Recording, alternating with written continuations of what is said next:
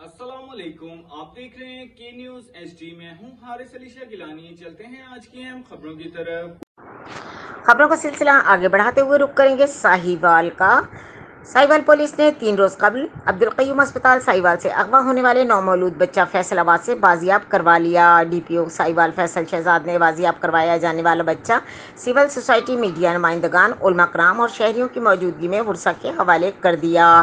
IG Punjab doctor Usman Anwar की DPO Sahiwal Faisal Shahzad और उनकी टीम को शाबाश। अगवा में मुलव्वस खातून समेत दीगर मुल्जिमान को गिरफ्तार कर लिया गया। DPO साहिवाल फैसल शहजाद DPO साहिवाल ने बच्चे को अगवा की इत्तला मिलते ही बाजियाबी के लिए खुसूसी टीम तश्कील दी। जदीद टेक्नोलॉजी और पेशावराना महारत की और टीम वर्क से मुकव्वी बच्चे की बाजियाबी यकीनी बनाई गई। DPO साहिवाल फैसल शहजाद ने कहा कि बच्चे के वालिदैन, दादा और दीगर रिश्तेदारों की